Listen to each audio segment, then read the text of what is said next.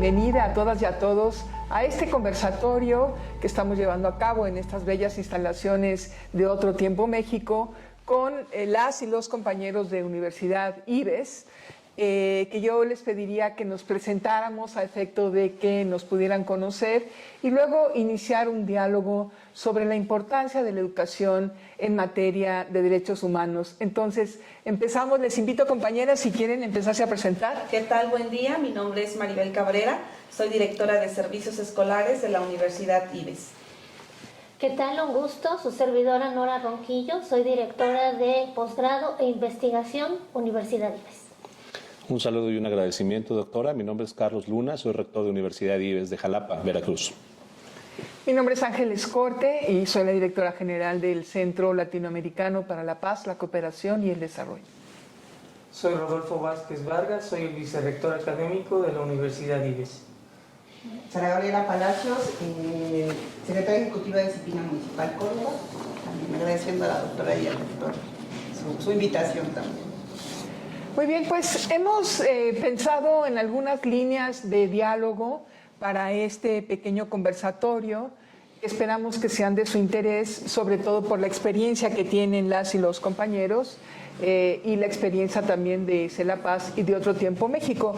Y habíamos pensado una primera pregunta que sería, ¿cuál es el vínculo entre el reconocimiento y respeto de la dignidad humana de todas las personas y toda la persona y los derechos humanos? ¿Cuál es el vínculo entre el respeto a la dignidad y el respeto a los derechos humanos?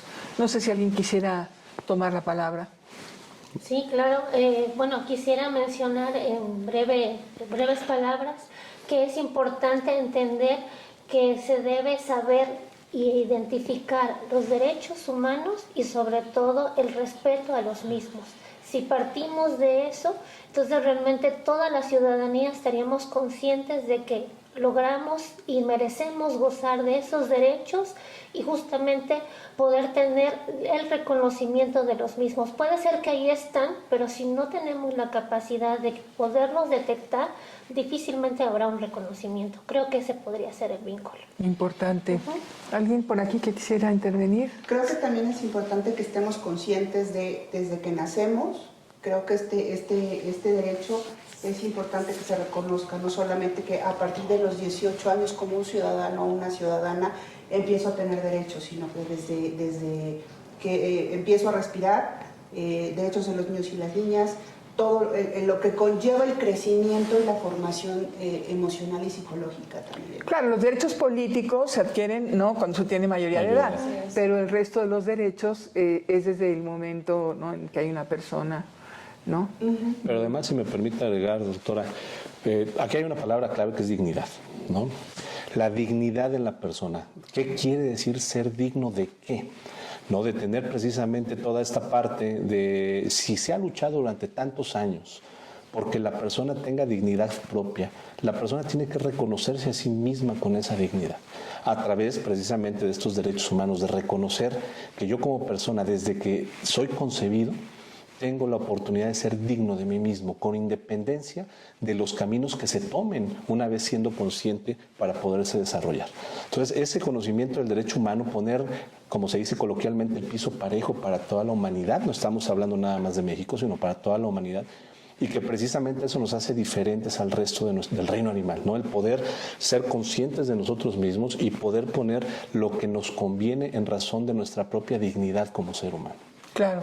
Y aquí, Carlos, hay algo muy interesante, porque si bien es cierto que todas las personas tenemos la misma dignidad, no todas las personas tenemos la misma posibilidad de vivir conforme a esa dignidad. Así es. Y allí es en donde los derechos humanos entran como el reconocimiento de nuestra dignidad y nos dan el mecanismo jurídico, político, cultural, para poder hacer eficaz, efectiva en nuestra vida cotidiana nuestra propia dignidad, ¿no? Porque es que parece que sí tenemos dignidad y por eso en automático todas las formas de vida son dignas y sabemos que no, ¿no? En esta invitación que consiste la vida humana al banquete de la vida, no todos tienen asiento, ¿no? Correcto. Tenemos en México 60 millones de personas en pobreza, tenemos 100,000 desaparecidos, 7 feminicidios al día. ¿En dónde queda la dignidad de esta persona? Y estas personas tienen dignidad. El problema es cómo reconocer. O sea, la dignidad es un atributo propio de la persona. Ahí donde hay una persona hay dignidad. ¿No? La dignidad ni se gana ni se pierde. Es una condición ontológica del ser humano, ¿no? El problema es cómo le hacemos para que en la vida cotidiana podamos vivir conforme a esa dignidad. ¿Estamos de acuerdo? Doctor, ¿quería usted comentar algo? Sí, con respecto a la pregunta de la vinculación, yo considero que lo primero que tendríamos que hacer como seres humanos es vincularnos con el propio ser, porque a partir de ahí podríamos nosotros llevarlo a distintas atmósferas, que pudiera ser la atmósfera familiar, la escolar, la profesional. Sin embargo, si nosotros no tenemos esa posibilidad de reconocernos primero y de poder entendernos, por supuesto no podemos obtener ese derecho a ser respetados y a respetar. ¿Por qué? Porque hay muchas deficiencias en la formación desde el seno familiar hasta nuestros días. Doctor, y entonces ahí usted está vinculando el reconocimiento de la propia dignidad, el conocimiento de los derechos humanos a la actividad educativa. Se puede vincular... formal o informal, ¿no? Formal o informal, pero yo creo que va más allá. Tendría que partir desde la familia, porque desde ahí son los principios. Si nosotros logramos llegar con toda esa información de lo que son los derechos humanos a la familia, por supuesto que en las instituciones educativas sería mucho más fácil poder llegar de manera más masiva y poder educar a mucho más mexicanos y que eso pueda contribuir inclusive al bienestar del país. Claro, por supuesto, muy importante. Bueno, hagamos una segunda reflexión. ¿Qué es la educación en derechos humanos? Hoy se habla una y otra vez sobre qué es la educación en derechos humanos, pero yo no sé si hay un concepto, no por un formalismo académico, sino que abarca, ¿no? Abarca que te enseñemos a defenderte, que te enseñemos al ejercicio de los derechos. ¿Qué abarca? No sé si alguien quisiera comentar. Pues yo creo que abarca muchas aristas, empezando por, como decía el arquitecto Rodolfo, el reconocer tú como persona humana que tienes esos derechos. Y me voy a permitir dar un ejemplo. Tengo un hijo de 9 años, está en primaria y bien constantemente en la materia de formación cívica está hablando de derechos humanos, ¿no? Entonces, el niño tiene 9 años, pero el niño sabe cuáles son sus derechos, sabe que es una persona y sabe que incluso me llega a decir, si me gritas, no estás respetando mi derecho, ¿no? Porque saben que tienen que tener acceso a una vida libre de violencia también, porque es uno de los derechos humanos de las personas y de los niños, como decía la licenciada Sara, ¿no? Que desde los niños lo reconozcan. Yo creo que esta parte de educar, como decían, desde la familia, porque a lo mejor hay cosas que para mí escapan de la vista en materia de derechos humanos de los niños y las niñas, ¿no? Como que estoy más enfocada en los derechos humanos en general, pero con él he ido aprendiendo las cuestiones de los niños y de las niñas, ¿no?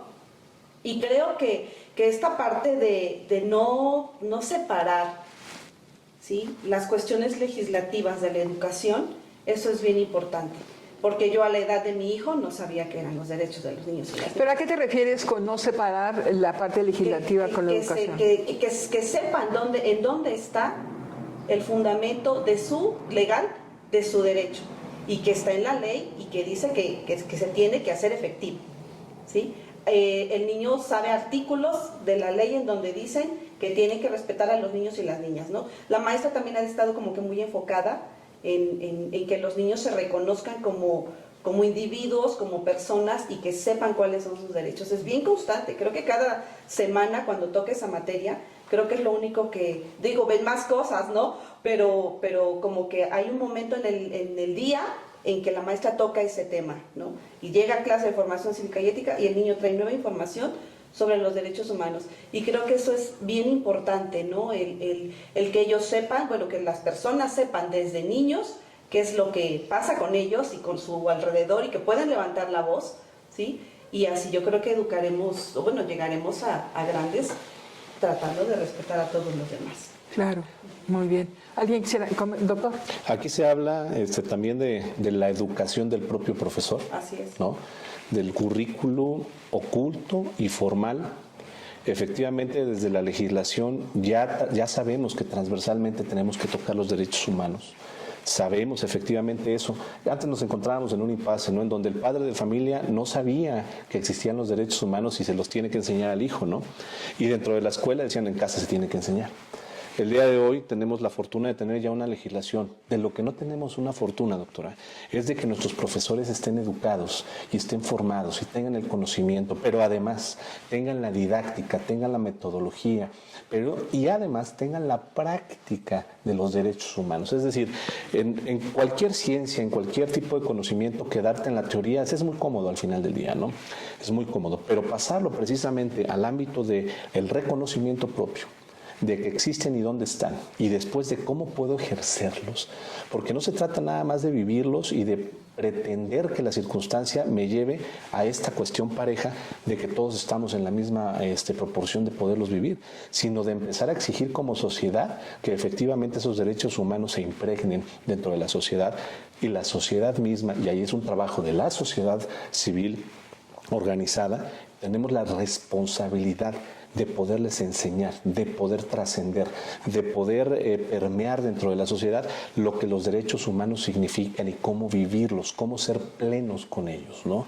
No se trata de polarizar, no se trata de poner sobre una balanza quién es más radical que otro, sino simple y sencillamente están dados una definición, y sobre esa definición la persona tiene la oportunidad de vivirlos adecuadamente. El hecho de que el día de hoy los niños, a través de la educación básica y media superior, se encuentren formándose en derechos humanos, nos va necesariamente a dar una sociedad más igualitaria, donde todos y todas tengamos esa oportunidad de vivirlos. Pero tenemos también que ser muy conscientes de la realidad que se vive hoy en día, ¿no? Ya lo hemos hablado, lo hemos dicho, ¿no? La violencia, la cuestión inclusive de las bandas de delincuencia organizada, ¿no? De la apatía que existe por parte de los gobiernos, de cualquier índole, desde la célula que es el municipio hasta el federal, sí, donde no observan realmente que la necesidad del ciudadano está siendo coartada la libertad, sí, por circunstancias políticas, ideológicas, económicas, y no alcanzamos a alcanzar, valga la redundancia, ese punto donde la sociedad empiece a observar que tenemos la misma oportunidad de generar esta parte de los derechos humanos. Claro, muy importante. ¿Alguien quisiera hacer un comentario? Pues bueno, aparte también creo que en esta situación de las poblaciones vulnerables, también creo que es importante recordar a las personas de 65 y más, ¿no? Esta población que por circunstancias también de olvido han dejado de estar en el ojo público, ¿no? Y creo que también son de las más abandonadas, de las más lastimadas incluso. ¿Por qué? Porque no hay esta formación independientemente familiar por ciertas circunstancias. También en la formación académica de que hay un respeto y no importa que seas recién nacida o tengas 80 años, ¿no? Esto de no olvidar que no existe la situación etaria de derechos humanos, creo que sí también es importante, ¿no? Desde el primer día de nacido hasta el último día. Lo que dice Sara es que en todo el ciclo de la vida hay derechos humanos que deben ser respetados. Y esto es muy interesante porque de ordinario pensamos que basta con que todos tengan los mismos derechos para que los derechos sean garantizados. Y la realidad es que eso es una igualdad formal en la ley. Pero la igualdad sustantiva ante la ley quiere decir identificar las diferencias que tienen cada persona, grupos o comunidades, y ver las medidas que hay que llevarse a cabo para que tengan un acceso pleno y real a sus derechos. Si yo digo que es la misma manera de protección de los derechos humanos de un bebé, de una niña, de un adolescente, de un hombre o mujer madura y una persona mayor, me estoy equivocando. Porque las necesidades del bebé son distintas de la persona mayor. Y las necesidades de un adolescente son distintas a las necesidades de un bebé. Pero ahí se cruza el concepto de interseccionalidad, porque dependerá entonces la etnia, el género, si tiene una discapacidad o no, su orientación sexual, su identidad de género, en qué territorio vive, y todo esto hace algo que desde los derechos humanos es muy interesante, que es el impacto vital que el acceso o no acceso a tus derechos humanos tiene en el proyecto de vida de cada persona. Y es lo que hoy se mide como la variable de interseccionalidad. Si yo veo que una mujer ha sido víctima, no solo me importa que es una mujer que ha sido víctima, me importa saber si es indígena o no indígena, si ha sido, recibió educación o no, cuál es su etnia, ¿no? En qué territorio vive. Lo vimos ahora con el COVID, cuando no había servicio de internet, la afectación al derecho a la educación de las mujeres se aumentó de una manera brutal. Entonces, resulta ser que, por eso hablamos de interdisciplinariedad e indivisibilidad de los derechos humanos. Porque cada persona, llamémosle así, es un centro que exige la protección de una serie de derechos humanos. En la medida en que no se da esta protección, se va afectando el proyecto de vida hasta a lo mejor dejar anulada completamente a la persona, y que visualmente la persona quedara en una posición fetal, tirada en el suelo, sin posibilidad de defenderse existencialmente, porque es tal el impacto del número de derechos que le son violados por determinadas características, que se vuelve esto de este impacto interseccional en el proyecto de vida es brutal. Acaban con ella. Yo quisiera leer, en diciembre de 2011, la Asamblea General de las Naciones Unidas aprobó la Declaración de las Naciones Unidas sobre Educación y Formación en materia de derechos humanos. La declaración señala que la educación en derechos humanos proporciona a las personas, lo que tú decías, Carlos, conocimientos y capacidades y el desarrollo de sus actitudes y comportamientos para que disfruten de sus derechos, los ejerzan, respeten y los defiendan para los demás, ¿no? En su vida cotidiana. Es decir, los derechos humanos no son un mito, no son una mantra. Los derechos humanos son el respeto eficaz a la dignidad de las personas, y por eso es lo que trabajamos. Doctor, no sé si usted quiere hacer un último comentario antes de que pasemos a la tercera sesión. Con todo esto que he escuchado, me venía a la mente pensar cómo podemos analizar realmente el quehacer social con respecto a los derechos humanos. Y yo pensaba, bueno, hay un término que siempre se utiliza, que es que somos una red social. Sin embargo, esa red, desde todos los ángulos que se han estado planteando, no es del todo existente. Hay una fragmentación muy grande. Y si quisiéramos realmente superar y crecer en el sentido de los derechos humanos, creo que una condición sería, primero, nosotros como seres individuales, humanos, como persona, tenemos que visualizar todo lo que está en nuestro entorno, y a su vez, si cada una de estas personas lo va haciendo, realmente nos iríamos conectando en el respeto, en los derechos, en las obligaciones, en todo lo que a final de cuentas conlleva los derechos humanos desde la percepción general. Claro. Entonces creo que ahí tendríamos que iniciar por un trabajo personal. Creo que eso es fundamental para que logremos empezar a armar esa red real y podamos mejorar en ese sentido. ¿Sabe qué pasa, doctor? Que son tan grandes las brechas de desigualdad que esta condición de que somos, ya nos diría Aristóteles, ¿no? La persona es un zoon politikon, un animal social, un animal político. Sí, pero esta unidad de la sociedad con las brechas de desigualdad tan graves y tan importantes que tenemos en el país hace que verdaderamente estemos como segmentados en esferas de exclusión o de privilegio, ¿no? O de privilegio. A mí siempre me llama mucho la atención. Voy a decir algún ejemplo muy tonto, pero tenemos acerca de, no recuerdo, pero como de 15 millones de personas que van a morir de hambre, Y tenemos a millones de personas haciendo dieta para bajar de peso y con el levantar la patita o no para una estética, ¿no? Con un gran problema de gordofobia, ¿no? Que es un atentado contra el respeto a la corporalidad de la otra persona. Somos tan contradictorios.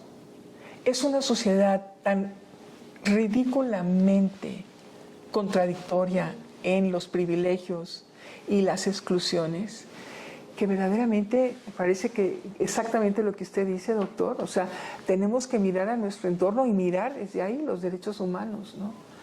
Pero bueno, esto es brutal, ¿no? Bueno, vamos a hacer dos o tres preguntas más, nada más. Claro que sí, doctora. Porque usted se tiene que ir, mi querido rector. Y sería, ¿cuál es la vinculación entre la educación en derechos humanos y el fortalecimiento democrático en el país? Hoy que estamos con tanta polémica, ¿no?, con respecto a los partidos políticos y si las campañas o no, ¿qué relación tiene la democracia y los derechos humanos? Así brevemente. Toda. Necesitas tomar decisiones, necesitas tener conocimiento para dirigirte hacia un mejor lugar. La democracia, como la conocemos, la incipiente democracia, decía un compañero del INAI hace poco, nuestra incipiente democracia necesita madurar. Y para que madure nuestra democracia se necesita educación. Y para que llegue la educación se necesitan los caminos para poderla hacer llegar a nuestra población.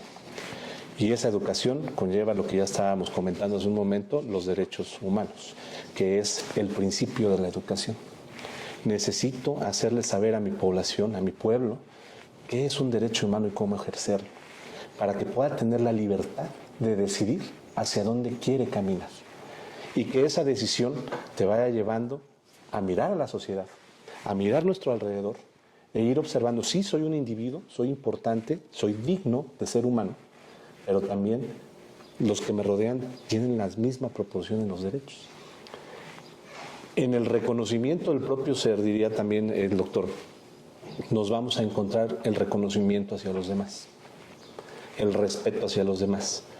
Y ahí es cuando empiezas a tomar decisiones en conjunto. Una vez que te reconoces a los demás, empieza a surgir una verdadera democracia. No estamos hablando de partidocracia, no estamos hablando de una política a la mexicana, no estamos hablando de algo sesgado, estamos hablando de la integralidad del ser humano tomando decisiones para tener una vida mejor, para tener un mundo mejor, para ser responsables en lo que estamos haciendo en nuestro planeta, en nuestro ser, con nuestros semejantes, y observar que la pérdida de estas libertades también nos llevan a cuestiones de tanta impotencia como la violencia que se vive hoy en día. O sea, no es otra cosa que el no ejercer los derechos humanos desde la propia persona, porque tengo tanta segregación, tengo tanta circunstancia alrededor de mí de violencia que yo la ejerzo y pienso que eso es lo que es correcto para poder salir adelante. Entonces, en el momento en el que tú permeas desde la legislación, pero ahora en la praxis, ¿sí?, los derechos humanos en la educación desde el ámbito formal, entonces estás asegurando que el día de mañana nuestra incipiente democracia empiece a crecer y se empiece a consolidar en un país donde todos tomamos decisiones para todos, y que esas decisiones para todos inigualablemente van a terminar afectándome a mí como individuo y voy a estar avanzando hacia allá. Entonces, cuando tomemos una decisión, pero además observemos que es una decisión equivocada, tendremos que recular como sociedad, tendremos la oportunidad de volver a ser democráticos y de volver a tomar una decisión hacia donde nos está llevando una mejor vida. Entonces, todo tiene que ver, por supuesto, aquel pueblo que es educado, aquella persona que es educada tiene la oportunidad de vivir la democracia en plenitud y no por obligación. No porque se me obliga a emitir un voto a una persona que no conozco, a un partido que no me representa, a una ideología con la que no estoy de acuerdo, pero que es lo que hay.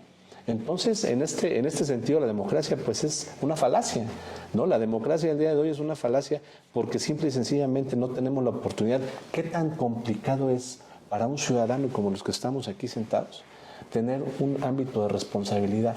Porque la ley no te permite y te pone más trabas para poder ejercer esa democracia en plenitud.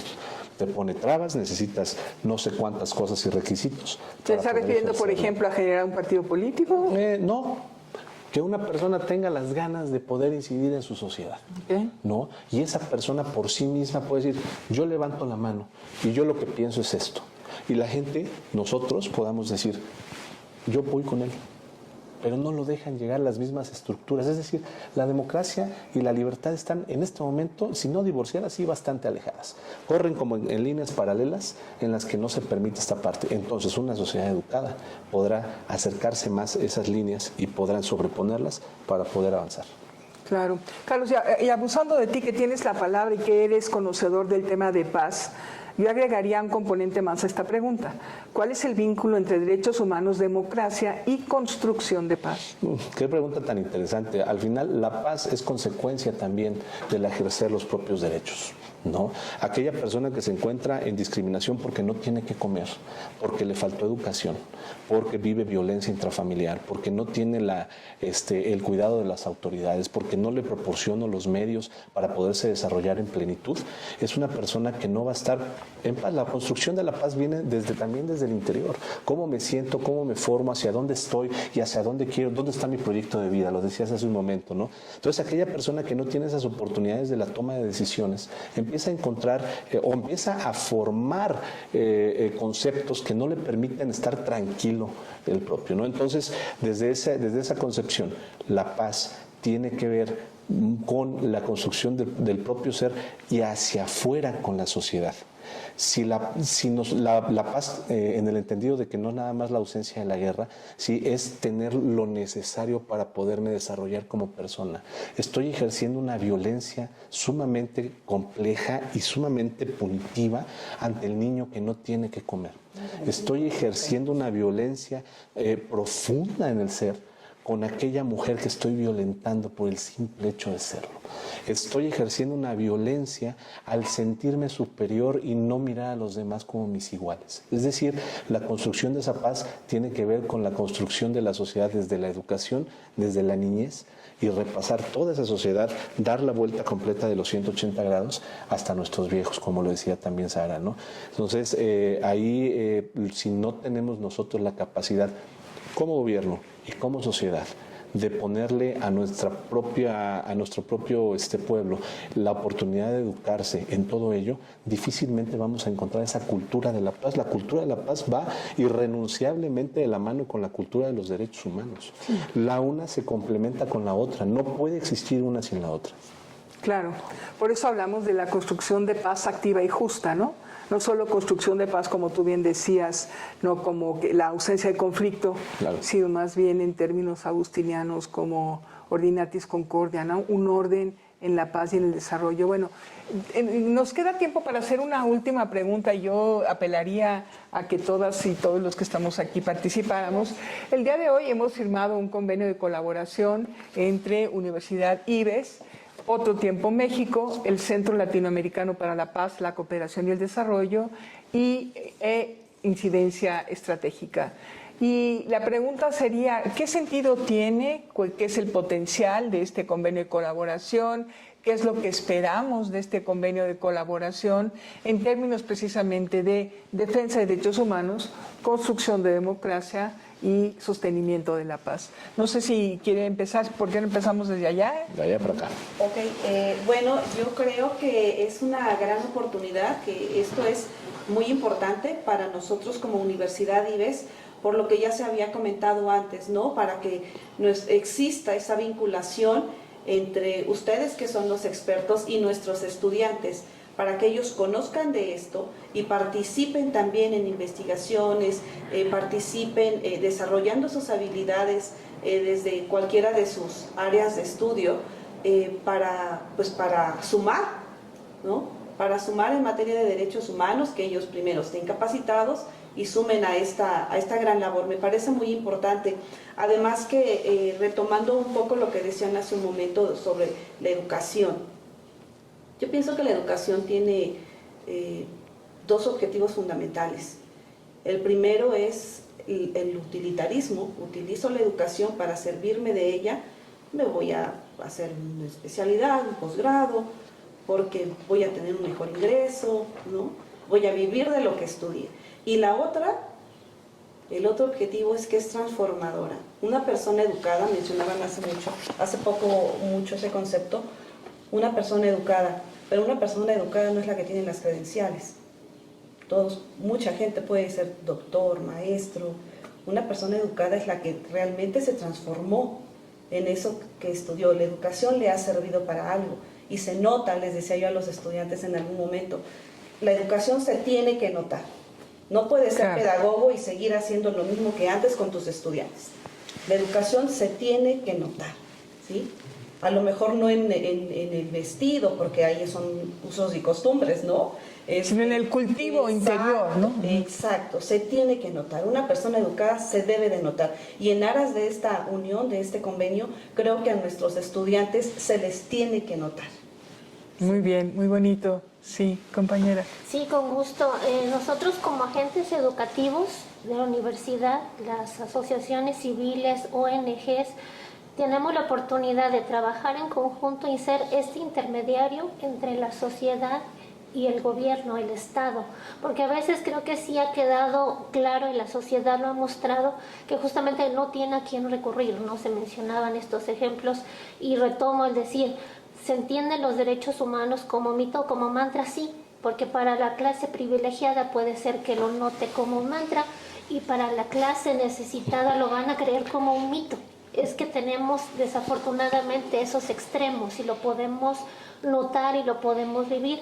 Entonces, como agentes educativos en colaboración con ONGs, es que hemos de ser este vínculo que nos permita acercar los puntos a los otros. Es decir, si las políticas públicas cuando se atienden, cuando se bajan y podemos gozar de estos derechos, es hacer entender a nuestros alumnos y a nuestra comunidad que podemos gozar de ellos, pero también que lo conozcan y que no sientan que es un tema ajeno, porque cuando se escucha derechos o políticas es que lo remontamos a un color de un partido, lo remontamos a una bancada y no es eso.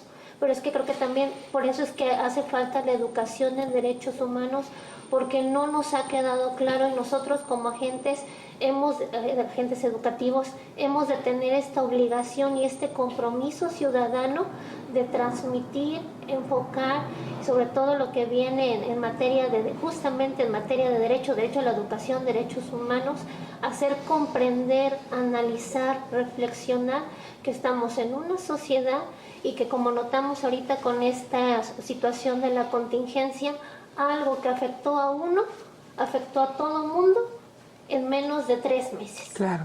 Y entonces si hay una afectación de salud, hay una afectación en cuestiones psicológicas, hay una afectación en cuestiones educativas y nos debe quedar claro que desde cada postura que uno tenga la facilidad o el privilegio de estar, debemos de trabajar en conjunto justamente para lograr que el derecho humano y que entendamos como persona y como comunidad lo que debemos hacer por nosotros mismos y por los demás. Claro, por supuesto, muy acertado. Interesante. Carlos. Dicen que estamos a 7 personas de conocer a todo el mundo, ¿no? A 7 personas porque seguramente usted conoce, doctora, a mucha gente, yo conozco otra tanta. ¿Qué nos permite este vínculo? Que este vínculo nos permite permear a toda la sociedad en cualquiera de sus dimensiones. Desde aquellas personas que se encuentran con una carencia en todo sentido, hasta aquellas que tienen el privilegio de tomar decisiones a nivel mundial. Un convenio de colaboración entre organizaciones de la sociedad civil te permite poner la capacidad de cada una de ellas al servicio de los intereses y de los propósitos y la filosofía de cada una de ellas. Si nosotros tenemos un ámbito de acción cuando nos estamos juntando con CELAPAZ, con OTMAC, tenemos un ámbito de acción todavía mucho más grande. Es decir, la oportunidad y además la razón de ser de la universidad de transformar a la sociedad y transformar a la persona, como bien decía la doctora Maribel, ¿sí? Empieza a exponenciarse gracias a las capacidades de cada una de estas organizaciones que están efectivamente preocupadas por la transformación social. Creo que estamos ganando en ese sentido aliados para poder generar una transformación de manera vertical, lo comentaba yo hace un momento. De manera vertical estamos transformando a la sociedad porque cada uno de nosotros tiene ámbitos de acción diferentes. La administración pública, ¿sí? Naciones Unidas, ¿sí? Las cuestiones federales y municipales. Nosotros desde la sociedad civil organizada a través de la educación, transformando realidades de nuestros chicos, transformando mentalidades. Entonces, la vinculación siempre va a ser trascendente para poder cambiar realidades. Y los vínculos que podamos hacer entre quienes nos preocupamos efectivamente por cambiar la realidad de una sociedad a una sociedad muchísimo más igualitaria, yo creo que tenemos esa corresponsabilidad y esa responsabilidad también de unirnos y de poder hacer cosas de trascendencia, doctora. Claro, muy importante. Doctor, ¿cuál es su opinión? Se me hace sumamente importante por varias razones. Primera, voy a retomar lo que dice la misión de nuestra universidad, que habla de generar o de ayudar a transformar en seres integrales. Entonces es necesario, para lograr este ser integral, tener vinculaciones, tener alianzas. Estas alianzas, por supuesto, generarían sinergias, y estas sinergias se vuelven una energía cada vez más fuerte. Entre más se vayan conjuntando esfuerzos, se puede llegar, como decía el rector, a permear a mucho más gente y lograr hacer llegar todo este conocimiento de realmente vincular no solamente la parte educativa, sino también la parte del ser humano como tal, porque si no lo logramos hacer de esa forma, ¿cómo podemos nosotros tener o aspirar a una mejor democracia? Para aspirar a una mejor democracia tenemos que ser mejores seres humanos en todos los sentidos.